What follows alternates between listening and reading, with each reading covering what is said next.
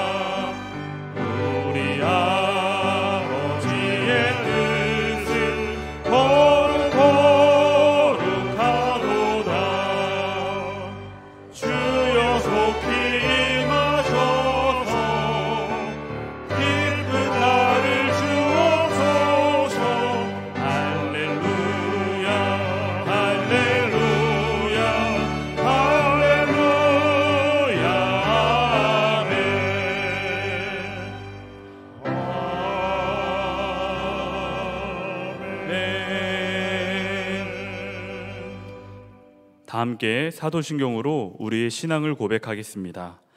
나는 전능하신 아버지 하나님, 천지의 창조주를 믿습니다. 나는 그의 유일하신 아들 우리 주 예수 그리스도를 믿습니다. 그는 성령으로 잉태되어 동정녀 마리아에게서 나시고 본디오 빌라도에게 고난을 받아 십자가에 못 박혀 죽으시고 장사된 지 사흘 만에 죽은 자 가운데서 다시 살아나셨으며 하늘에 오르시어 전능하신 아버지 하나님 우편에 앉아 계시다가 거기로부터 살아있는 자와 죽은 자를 심판하러 오십니다. 나는 성령을 믿으며 거룩한 공교회와 성도의 교제와 죄를 용서받는 것과 몸의 부활과 영생을 믿습니다. 아멘. 모두 자리에 앉으시겠습니다.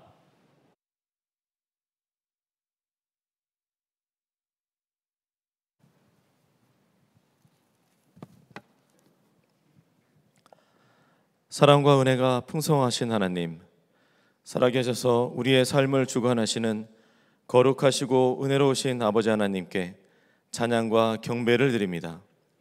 우리를 자녀 삼으시고 한 주간 날마다의 삶 속에서 주님의 선하심과 인자하심으로 인도하여 주시고 복된 주일 주님 앞에 나와 영과 진리가 충만한 예배하게 하심을 감사드립니다. 우리가 아직 죄인 되었을 때에 작정하시고 친히 사랑하심으로 십자가의 보혈의 은혜로 우리의 모든 허물과 죄를 담당하셨을 뿐만 아니라 날마다 우리와 동행하심으로 주님의 영광과 소망에 동참하여 살아가게 하심을 감사합니다. 무더운 더위 가운데에 이른 비와 늦은 비로 지키시는 은혜로 살았습니다. 한 주간 세상 가운데 살아가며 염려와 두려움, 낙심 가운데 살았던 저희들을 용서하여 주옵소서. 죄와 사망의 권세를 이기신 주님으로 인해 기쁨과 찬양이 넘쳐야 함에도 두려움이 앞섰음을 고백합니다. 주여, 저희들의 믿음 없음을 용서하여 주시고 믿음의 주여 온전케 하시는 살아계신 하나님을 항상 찬양하며 경배하게 하옵소서. 우리 안에 계시고 날마다 동행하시는 주님, 문제보다 크신 주님을 바라보며 복음의 능력이 실제가 되어 성도들의 삶이 기쁨과 기적을 누리며 살게 하시고 나는 죽고 예수로 사는 삶의 순종을 드려 매일매일 순간 승리의 주님과 동행하며 살게 하옵소서. 예측할 수 없는 상황과 어려움 속에서 교회가 감당할 사명을 주님의 마음과 지혜로 감당하게 하시고 아픔과 슬픔을 겪는 이들을 돕고 세우는 선한 청지기의 삶으로 순종을 드리는 주의 자녀와 교회 되게 하옵소서. 특별히 전쟁과 질병, 분쟁과 분열의 고통 속에 아파하고 있는 이들을 보호하시고 치유되게 하셔서 죽음과 염려와 두려움 속에서 살아가는 이들에게 하늘의 평강을 더하여 주옵소서. 수해와 자연재해로 고통받는 이들에게 실제적인 돕는 손길이 자원하여 일어나게 하시고 국가와 사회 모든 영역 가운데 하나님을 경외하는 이들과 지도자들이 세워지게 하옵소서. 교회와 성도들을 기도가 하나님의 나라를 세우는 복음의 씨앗이 되게 하시고 우리를 부르신 하나님의 목적에 합당한 삶, 세상의 빛과 소금의 역할을 능히 감당하게 하여 주옵소서. 계속하여 진행되는 다음 세대 여름 수련회와 국내외 단기 선교에 참여하는 모든 이들이 세상을 변화시킬 부흥을 경험하게 하시고 선한 목자교회의 모든 성도들이 기도와 말씀으로 주님과 함께하는 비범한 여정을 기쁨으로 순종하며 나아가게 하옵소서. 말씀을 선포하시는 안재영 목사님을 성령의 기름 부으심으로 충만케 하시고 영육간의 강건함으로 인도하여 주옵소서. 영혼을 솟생케 하시는 주의 말씀을 대언하실 때마다 성도들의 심령을 온전히 진리의 말씀에 매여 하나님의 선하신 계획을 이루고 순종하며 살아가게 하여 주옵소서. 예배를 섬기고 기도하는 모든 이들의 수고와 섬김을 기억하시고 주님의 크신 은혜와 복을 더하여 주옵소서. 예배의 시종을 주님께 의탁드리며 늘 함께 하시는 예수님의 이름으로 기도드립니다.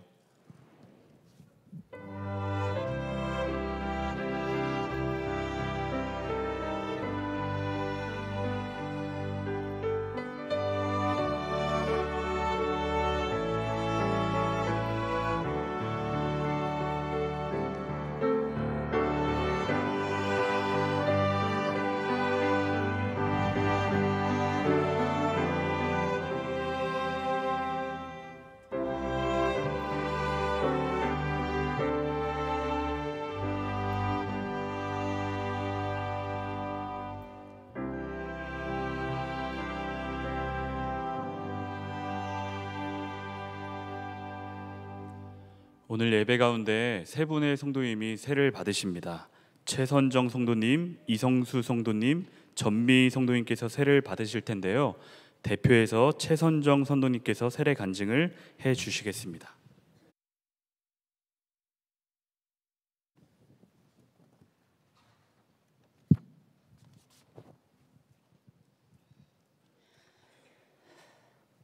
저는 어렸을 때 친구 따라 교회를 몇 번 가본 곳이 전부였고 그 후 평생 하나님에 대해서 생각도 관심도 없이 살아왔습니다.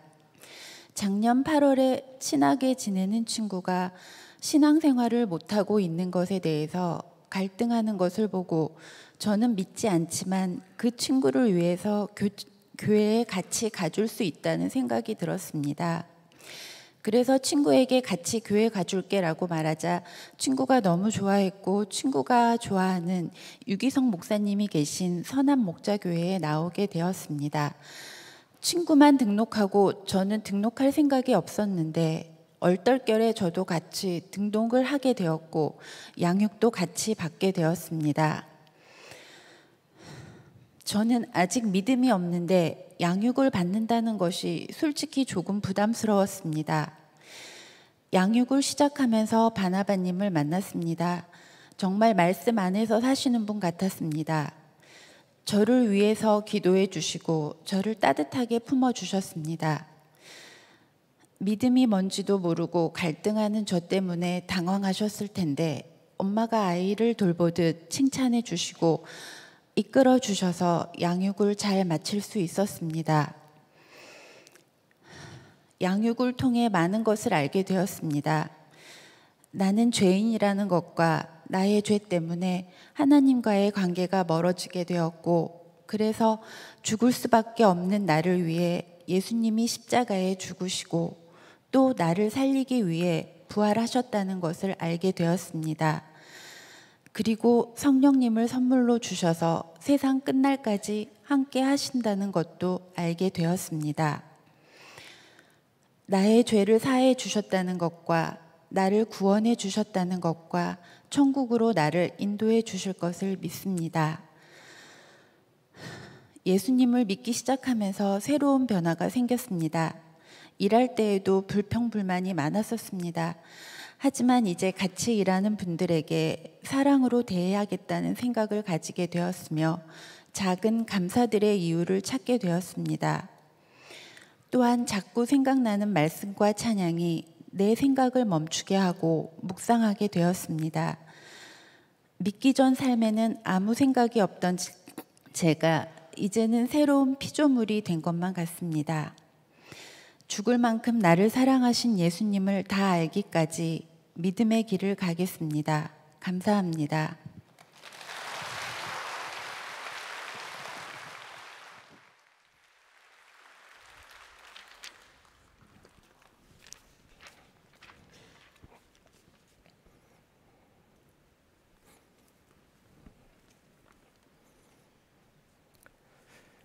기도하겠습니다. 하나님 아버지, 오늘 세례받는 최선정 성도, 이성수 성도, 또 전미 성도, 이들을 하나님께 올려드립니다.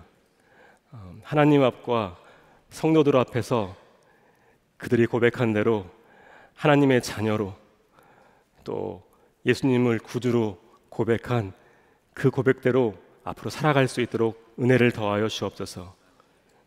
물세를 줄 때 성령께서도 함께 임하셔서 그 세례의 의미대로 나는 죽고 예수로 사는, 주님과 평생 동행하는 그런 삶을 살게 하여 주옵소서. 축복하오며 예수님의 이름으로 기도하였습니다. 아멘.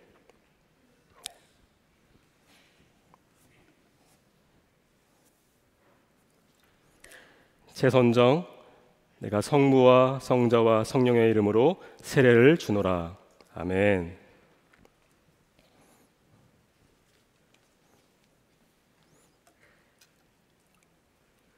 이성수, 내가 성부와 성자와 성령의 이름으로 세례를 주노라. 아멘.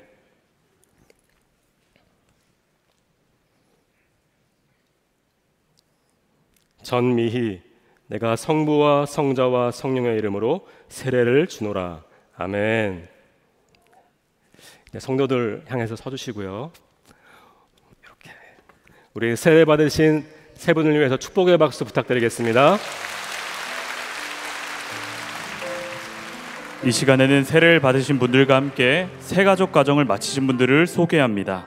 유선숙 성도님, 우혜영 집사님, 주태진 집사님, 김미애 집사님, 배예랑 성도님, 전상덕 성도님, 이다혜 성도님, 강태욱 성도님, 이현정 성도님, 윤재근 권사님, 이영숙 권사님, 김정자 권사님, 한영규 집사님, 바나바는 십자가 목걸이를 걸어주시고 예수님의 마음으로 꼭 안아주시기를 바랍니다. 여러분도 나오셔서 축복해 주시길 바랍니다.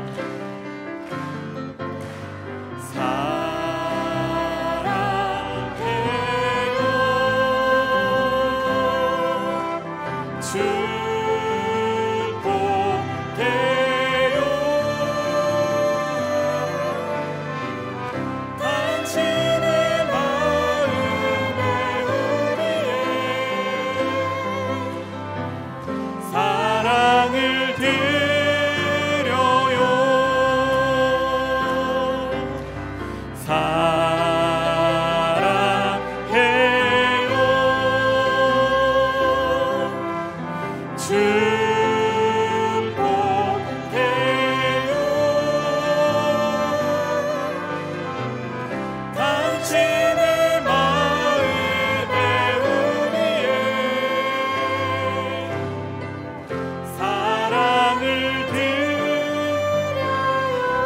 다시 한번 크게 박수해 주시기 바랍니다.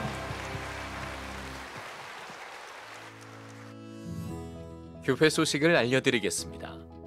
교회를 위한 한몸 기도회가 화요일 마가다락방 중보 기도실에서 있습니다. 하디 120주년 기념대회의 준비와 부흥을 위한 세미나가 목요일 오전 10시 글로리홀에서 있습니다. 피로회복 헌혈 캠페인이 다음 주일 버스 주차장 헌혈버스에서 있습니다.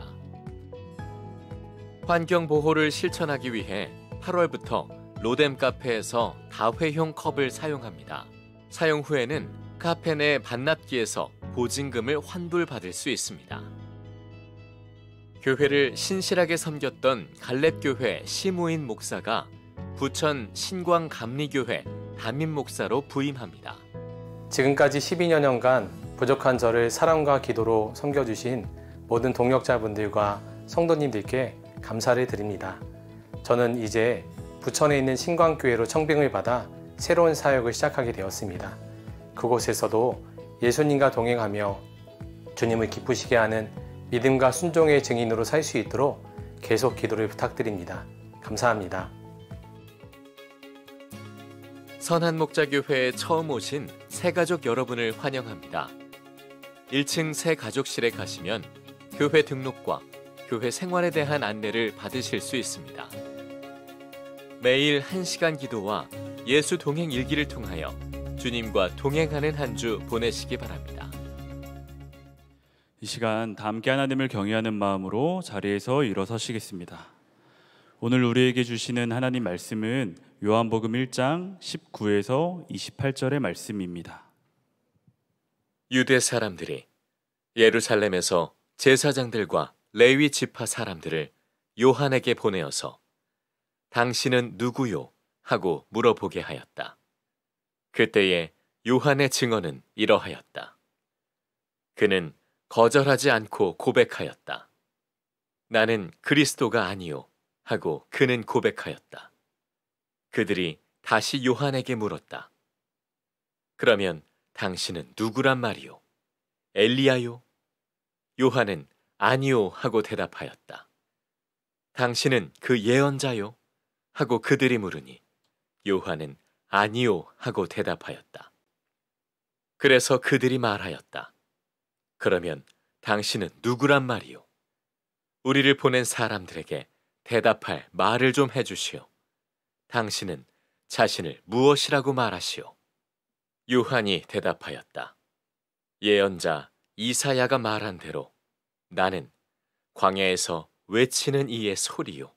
너희는 주님의 길을 곧게 하여라 하고 말이요. 그들은 바리새파 사람들이 보낸 사람들이었다. 그들이 또 요한에게 물었다. 당신이 그리스도도 아니고 엘리야도 아니고 그 예언자도 아니면 어찌하여 세례를 주시오? 요한이 대답하였다. 나는 물로 세례를 주오. 그런데 여러분 가운데 여러분이 알지 못하는 이가 한 분 서 계시오. 그는 내 뒤에 오시는 분이지만 나는 그 분의 신발끈을 풀 만한 자격도 없소. 이것은 요한이 세례를 주던 요단강 건너편 베다니에서 일어난 일이다. 아멘. 하나님 말씀입니다. 다 함께 자리에 앉으시겠습니다.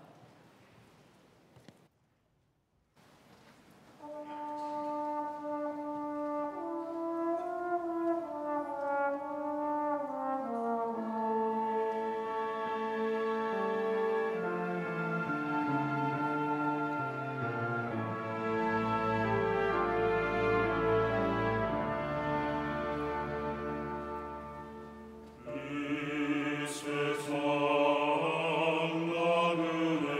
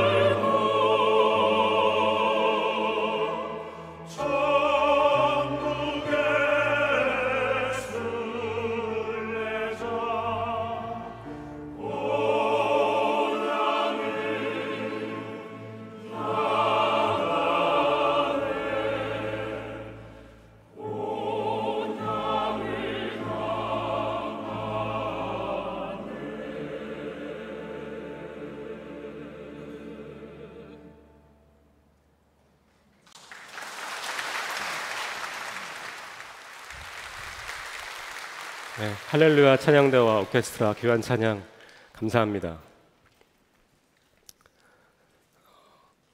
김보규라는 찬양 사역자가 있습니다.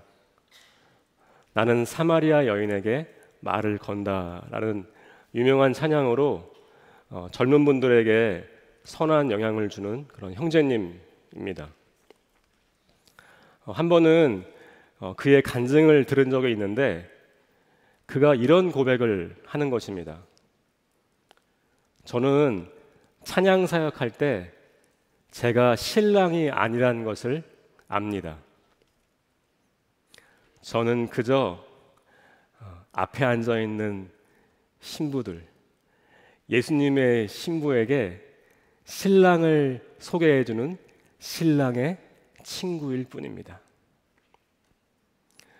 그런데 제가 이 사실을 잊고 신부가 예쁘다고 신부들에게 흑심을 품는다면 그땐 제가 호로자식 되는 겁니다.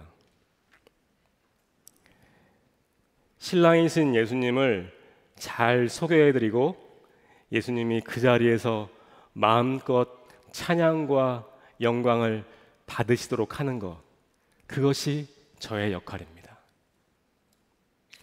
그때 저에게 임하는 형용할 수 없는 놀라운 행복감, 예수님만 홀로 영광을 받으시는 그 모습을 보는 행복감이 제게 있습니다. 그것은 신랑의 친구만이 누릴 수 있는 기쁨입니다. 저는 그것을 배웠습니다.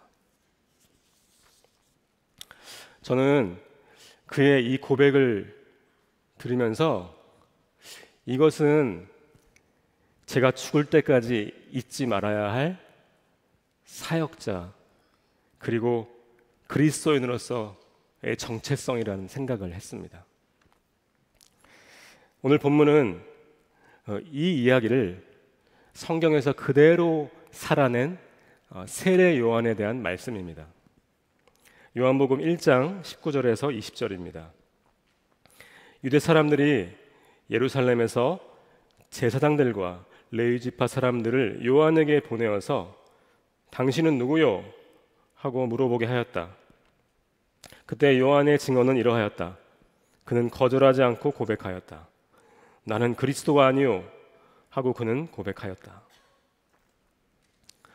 당시 세례 요한은 놀라운 설교와 대단한 경건한 삶으로 그 당시 유대 땅을 떠들썩하게 만들었습니다. 그렇게 많은 이들에게 선한 영향을 주는 탁월한 사람이었으나 그는 자신이 유대인들이 기다리는 그리스도가 아니라고 말하고 있습니다. 그의 대답에 유대인들이 다시 묻습니다. 그러면 당신은 누구요? 엘리야요? 아니면 예언자요? 요한은 자신은 모두 아니라고 말합니다. 그리고 자신에 대해서 이렇게 표현했습니다. 나는 주의 길을 예배하러 온 광야의 소리일 뿐입니다. 나는 당신들이 기다리는 그분의 신발끈을 풀 자격도 없는 사람입니다. 이 당시에 누군가의 신발끈을 푸는 것은 노예들이 하는 일이었습니다. 그는 자신이 노예의 자격도 안 되는 그리스도의 종보다 더 낮은 사람이라고 자신을 소개하고 있습니다. 너무 극단적인 겸손과 자기 비하일까요? 아닙니다. 예수님을 그리스도와 생명으로 만난 사람은 이 고백을 할 수밖에 없는 것입니다. 극악무도한 죄를 짓고 사형 선고를 받은 한 죄인이 있었습니다. 그런데 이 죄인이 이 사형 집행 바로 직전에 그 나라의 왕이 이 죄를 사면해 준 겁니다. 왕이 자기 아들을 희생시켜 이 사형수의 죄를 대신 치렀다는 겁니다. 말도 안 되는 일이죠. 그런데 더욱 놀라운 것은 왕이 이 사형수를 왕자의 자리에 앉히고 아들처럼 사랑하겠다는 것입니다. 여러분, 사형을 당할 수밖에 없는 이 죄를 사면됐을 뿐만 아니라 왕자의 자리까지 앉게 된 이 설명할 수 없는 은혜를 사형수는 과연 이해할 수 있을까요? 절대 이해하지 못합니다. 우리처럼요. 이건 그냥 믿어야 되는 겁니다. 그런데 만약에 그가 이 은혜를 조금이라도 그 은혜의 단 1%라도 깨달았다면 그는 자기가 왕자가 되었다고 우쭐댈 수 없을 것입니다. 뿐만 아니라 그는 평생 종의 마음, 아니 종보다 더 낮은 마음으로 살게 될 것입니다. 이것이 성경이 말하는 하나님의 자녀인 동시에 예수의 종으로 사는 성도의 삶입니다. 이것이 바로 우리의 삶입니다. 세례 요한은 이렇게 그리스도의 종으로 그리고 신랑의 친구로 사는 것이 세상이 알 수 없는 최고의 기쁨이라고 말하고 있습니다. 신부를 차지하는 사람은 신랑이다. 신랑의 친구는 신랑이 오는 소리를 들으려고 서 있다가 신랑의 음성을 들으면 크게 기뻐한다. 나는 이런 기쁨으로 가득 차 있다. 그는 흥하여야 하고 나는 쇠하여야 한다. 포스트 모더니즘 그리고 탈권위 시대인 지금 겸손은 가장 인기 없는 주제입니다. 세상은 우리에게 이렇게 말합니다. 네가 세상의 주인공이야. 네 생각이 옳은 것이고 네가 느끼는 것이 진리야. 그런데 이 말은 탈권위 시대인 지금에서야 나온 말이 아니고요. 에덴 동산에서 마귀가 처음부터 아담과 하와에게 유혹했던 말이었습니다. 창세기 3장 4절에서 5절입니다. 뱀이 여자에게 말하였다. 너희는 절대 죽지 않는다. 하나님은 너희가 그 나무 열매를 먹으면 너희의 눈이 밝아지고 하나님처럼 되어서 선과 악을 알게 된다는 것을 아시고 그렇게 말씀하신 것이다. 에덴 동산 때와 현 시대에 이 마귀가 우리에게 하는 말은 이런 내용입니다. 네 마음대로 선과 악을 판단하고 살면 돼. 왜냐하면 네가 세상의 주인이니까. 이 말은 상당히 매력적이고 전통사회 때부터 현대에 이르기까지 무언가에 억압받고 살아온 우리의 자존감을 회복시키는 말 같기도 합니다. 그리고 성경이 말하는 복음과도 비슷하게 들립니다.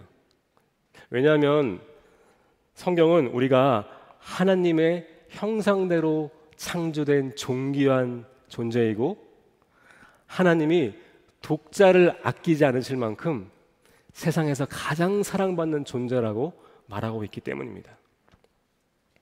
그런데 세상의 말과 이 성경의 말씀에는 큰 차이가 있습니다. 세상은 우리에게 하나님의 자리에 네가 앉아 라고 말합니다.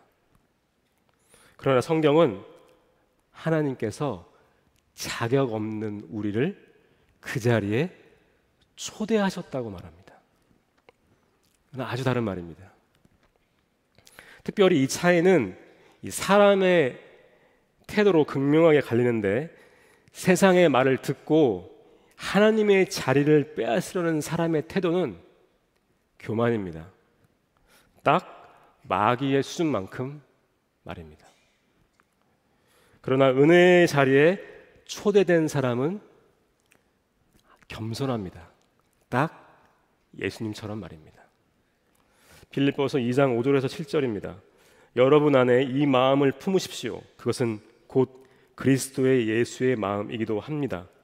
그는 하나님의 모습을 지니셨으나 하나님과 동등함을 당연하게 생각하지 않으시고 오히려 자기를 비워서 종의 모습을 취하시고 사람과 같이 되셨습니다.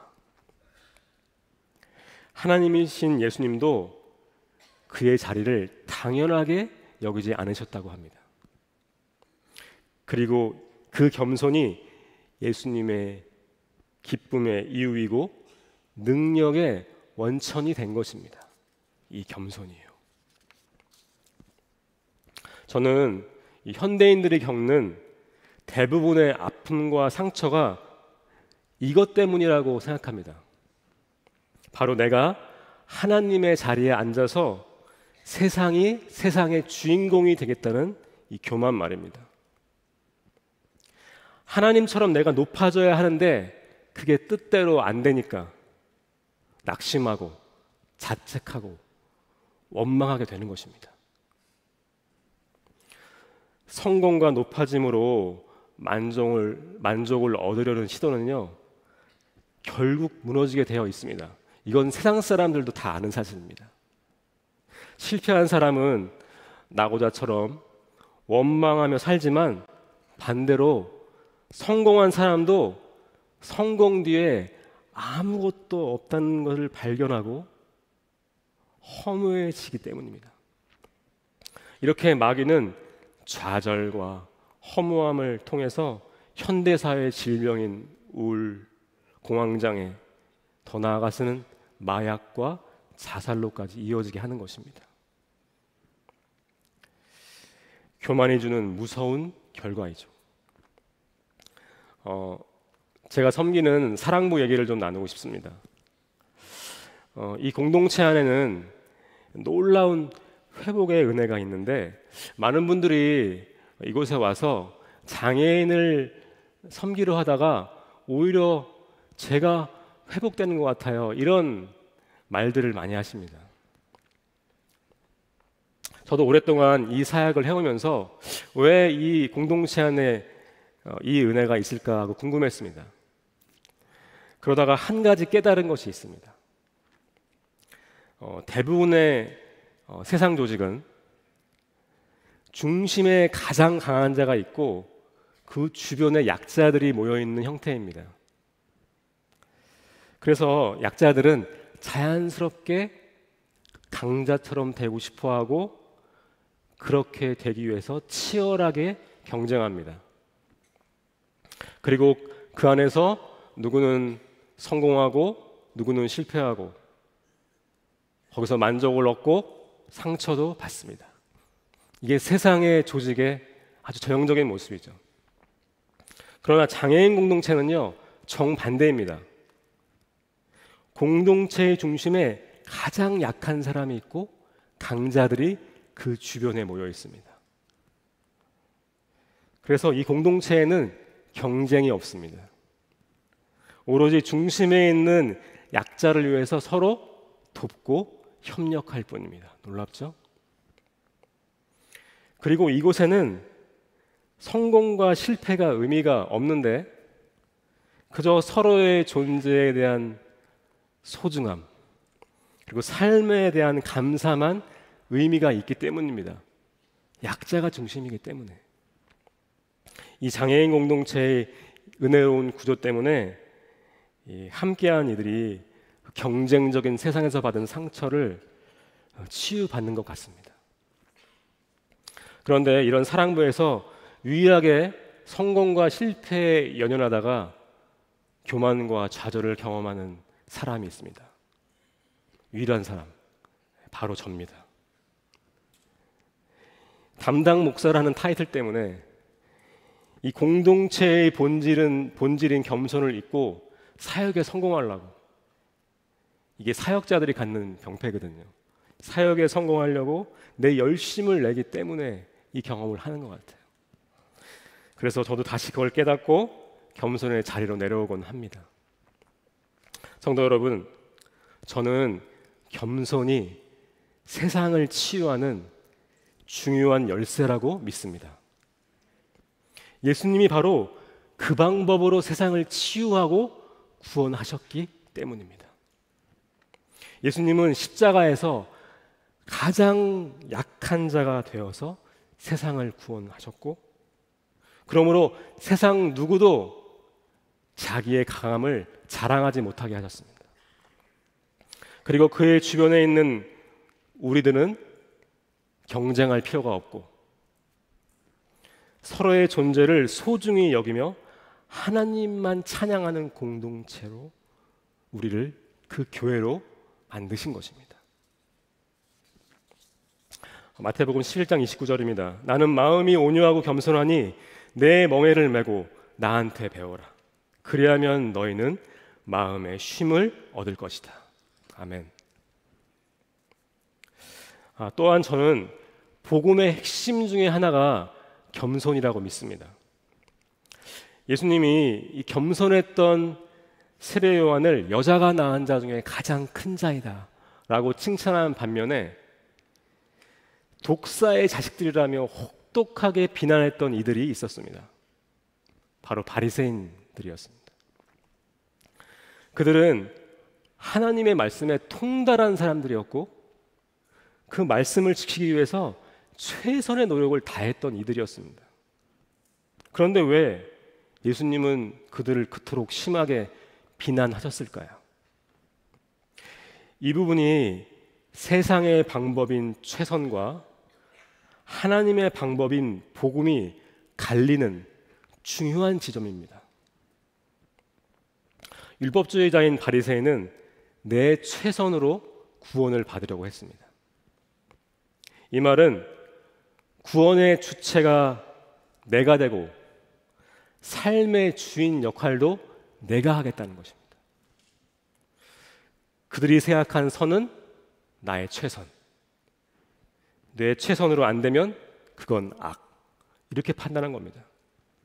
이것은 내가 선악을 내가 판단하겠다는 것입니다. 그러나 복음은 무엇입니까? 내 힘과 최선으로는 도무지 하나님의 선에 이를 수 없다. 오직 하나님만 선하시고 구원은 그에게서 나온다. 이 믿음입니다. 그분만 온 세상의 주인이시며 그분이 세상의 선과 악을 판단하는 유일한 분이심을 고백하는 것입니다. 그렇다면 이 복음을 만나기 위해 우리가 가져야 할 태도는 무엇일까요? 겸손입니다. 사도 바울은 이 겸손의 복음을 이렇게 선포했습니다. 갈라디아서 6장 13절에서 14절입니다. 할례를 받는 사람들 스스로도 율법을 지키지 않으면서 여러분에게 할례를 받게 하려는 것은 여러분의 육체를 이용하여 자랑하려는 것입니다. 그런데 내게는 우리 주 예수 그리스도의 십자가밖에는 자랑할 것이 아무것도 없습니다. 얼마 전에 한 다큐 영상에서 인도의 시크 교도의 삶을 다룬 것을 본 적이 있습니다. 시크 교도, 좀 생소하시죠? 그 영상을 흥미롭게 보고 있었는데 이 내용 중에 이 시크 교도들이요, 어려운 이웃을 위해서 엄청나게 헌금을 내고, 그리고 밥을 굶는 가난한 사람들을 위해서 그들의 성전에서 무료급식을 하는데 3끼를 모두 합니다. 우리 교회는 한 끼밖에 못 하는데 3끼를 모두 무료급식을 하는 겁니다. 그리고 수많은 봉사자들이 그 성전에 와서 이 무료급식을 돕기 위해서 헌신하는 모습이 그 영상에 나온 것입니다. 전 보면서 마치 그 사도행전에서 성도들이 자신의 재물을 내어놓아 서로의 필요를 돕고 함께 공동체를 이루어 사는 이 초대교회의 모습 같았습니다.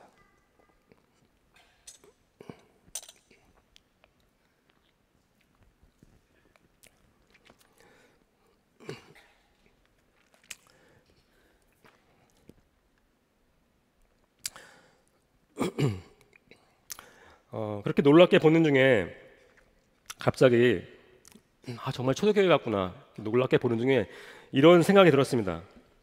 그렇다면 이 시크 교도와 그리스도인 우리가 믿는 대상이 다른 것 말고 삶에서의 차이가 과연 뭐지?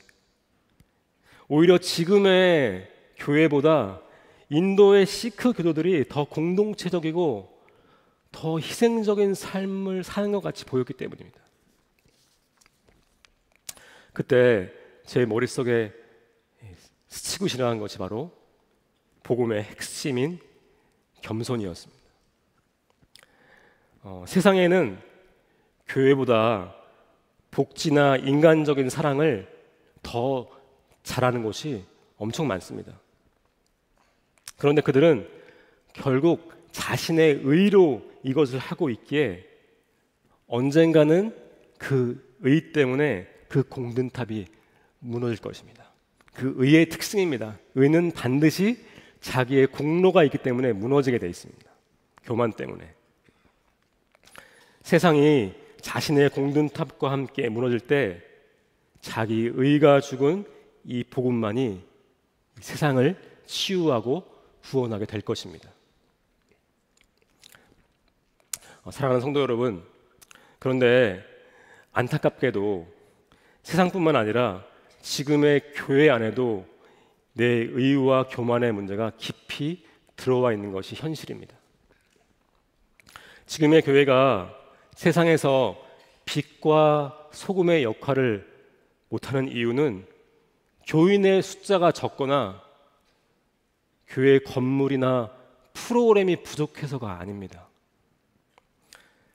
세상 그리고 타종교회는 전혀 없는 유일한 한 가지, 무엇이죠? 바로 내 의가 죽고 예수님만 자랑하는 이 겸손의 복음, 이 복음이 무너져 있기 때문입니다.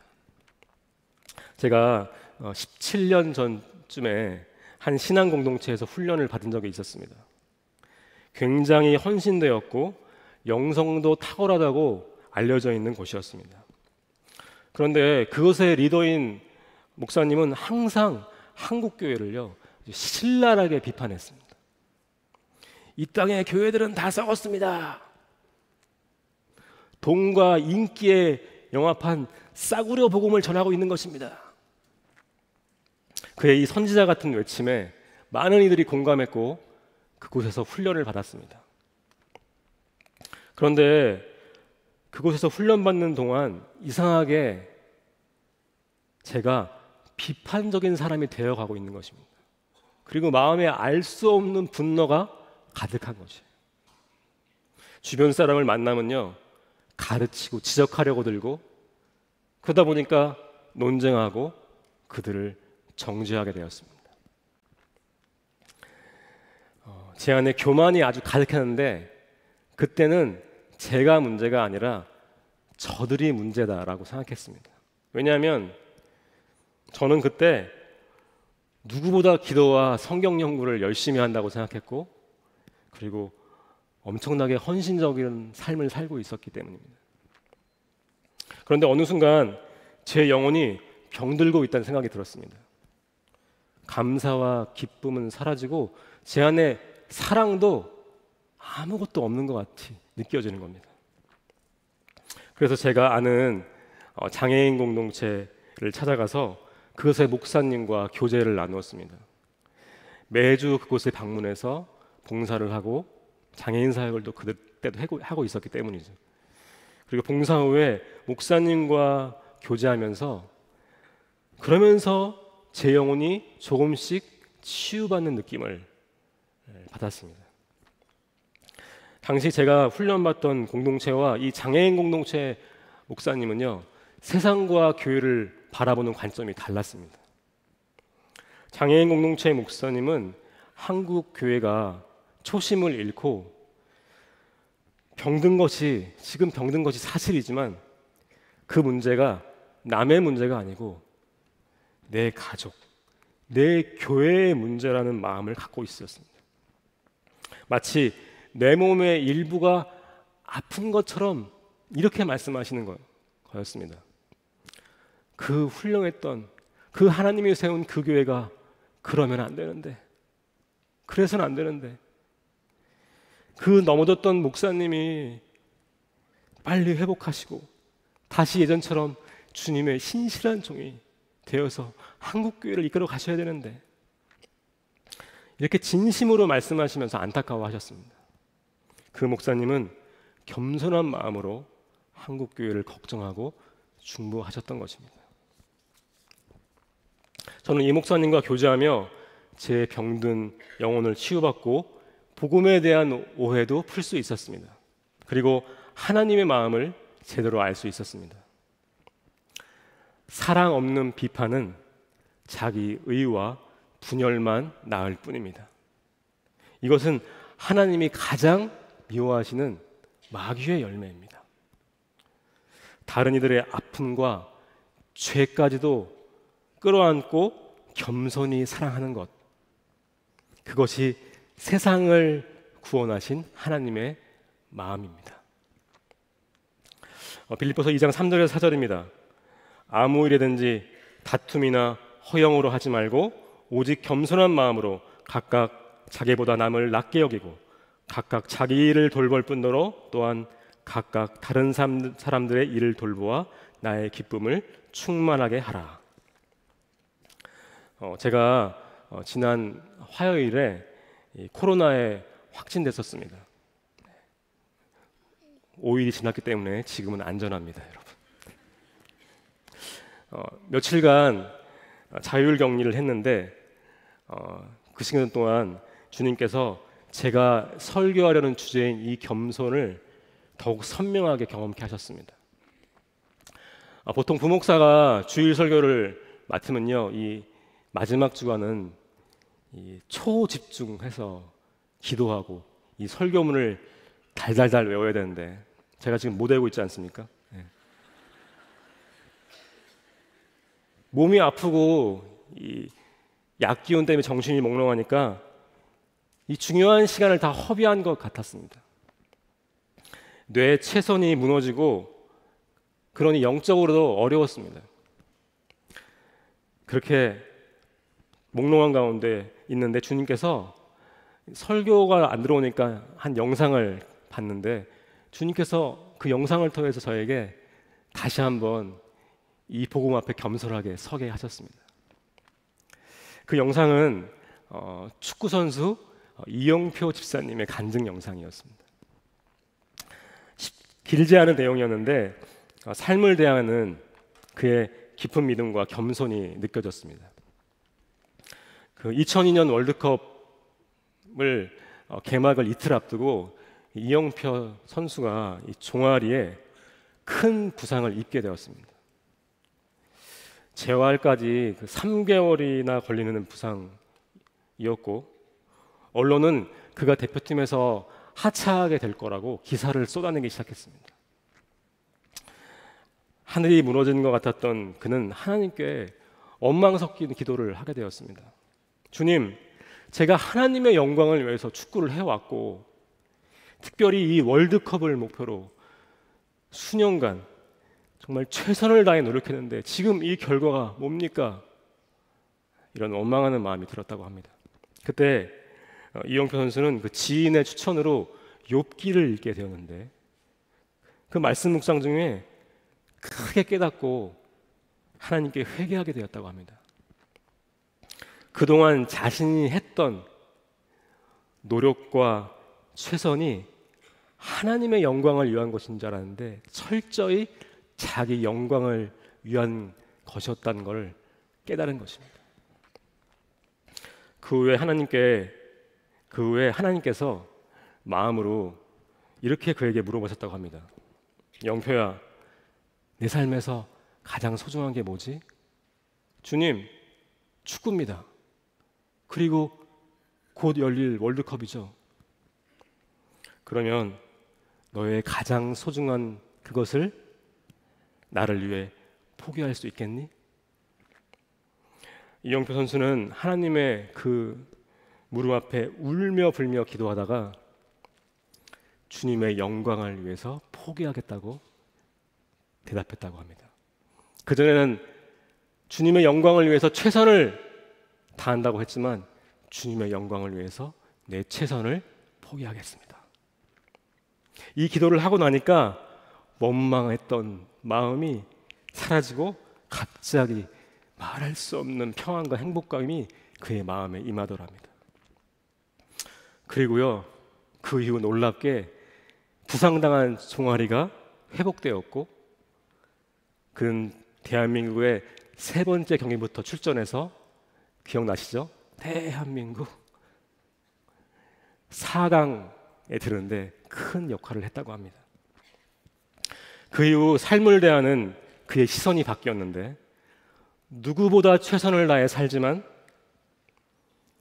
노력에 대한 합당한 보상을 기대하는 것이 아니라 모든 것이 하나님의 은혜임을 아는 그런 겸손한 자세를 갖게 되었다고 합니다. 사랑하는 성도 여러분, 우리의 신앙생활 중에 넘어야 할 산이 참 많습니다. 그런데 가장 큰 산은요, 무서운 세상이나 나의 죄보다는요, 오히려 내 의라는 산입니다. 그리고 세상 모든 문제도 선과 악을 내가 판단하겠다는 이 교만에서 왔다고 저는 믿습니다.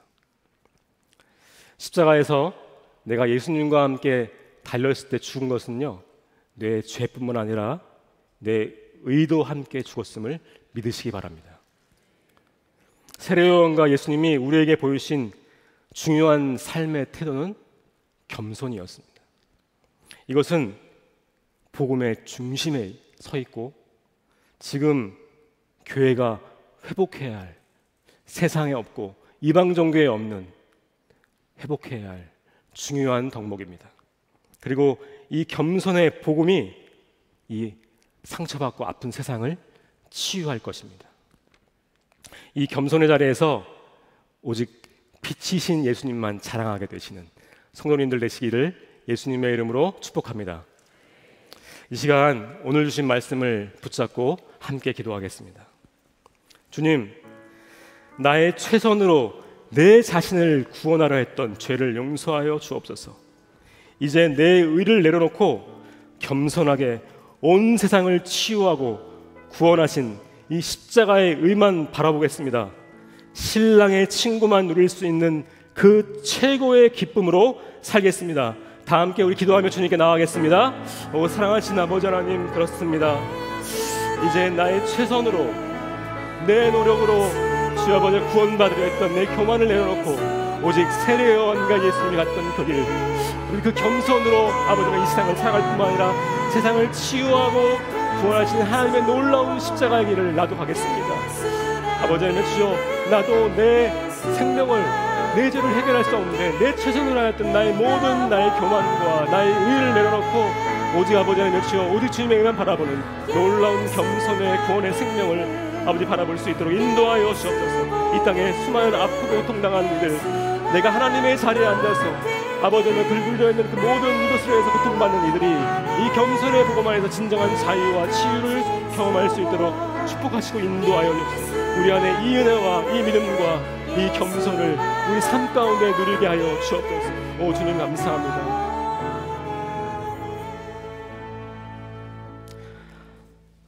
사랑하시는 하나님, 우리 삶에 신랑의 친구가 누리는, 그리고 그리스도의 종이 누리는 이 기쁨만 충만하게 하여 주옵소서. 그래서 세상 교만과 헛된 성공에 마음을 빼앗기지 않게 하여 주옵소서. 또한 겸손으로 세상을 구원하신 그 주님을 따라서 우리도 그 삶을 살게 하여 주옵소서. 교회가 이 믿음을 회복하여 자만과 자책으로 고통받는 이 세상을 치유하게 하여 주옵소서. 교회가 더 이상 사랑 없는 비판으로 서로 분열되지 않게 하시고 형제의 죄악까지 끌어안는 십자가의 사랑을 할 수 있게 하여 주옵소서. 북한과 열방에 이 복음을 알지 못해 이념과 물질을 우상 삼고 있는 이들을 특별히 불쌍히 여겨 주옵소서. 그들도 참 복음을 만나서 진정한 자유와 기쁨을 누리게 하여 주옵소서. 주님의 날에 기쁨으로 예물을 드린 당신의 백성을 축복하여 주옵소서. 11조와 감사헌금, 건축헌금, 선교헌금을 드린 이들의 이 마음을 받으시고 오직 당신의 영광을 위해 사용하여 주옵소서. 그리고 몸된 교회와 이웃을 위해 삶을 드린 이들의 헌신을 특별히 기뻐 받아주시고 당신의 나라가 이 땅에 이루어지는 일에 그들을 사용하여 주옵소서. 감사드리오며 이 모든 말씀 예수님의 이름으로 기도하였습니다. 아멘. 다 같이 일어나셔서 우리 찬양으로 하나님께 나아가겠습니다.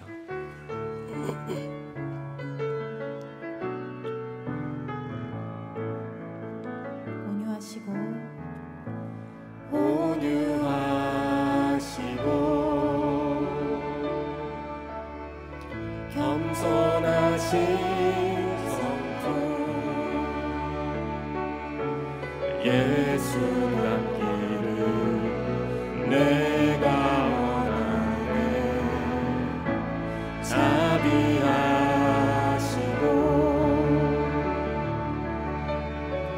위로자 되신 주 예수 닮기를 내가 원하네. 예수 보기를 예수만 높이길 내가 원하네. 내 평생 소원 예수 닮기를 예수만 닮기를 내가 원하네. 예수 닮기를 예수 보기를 예수만 높이길 내가 원하네. 내 평생 소원 예수 닮기를 예수만 닮기를 내가 원하네.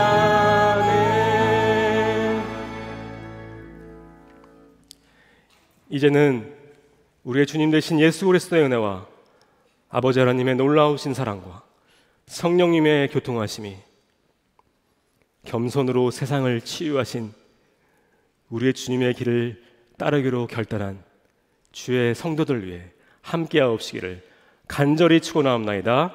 아멘.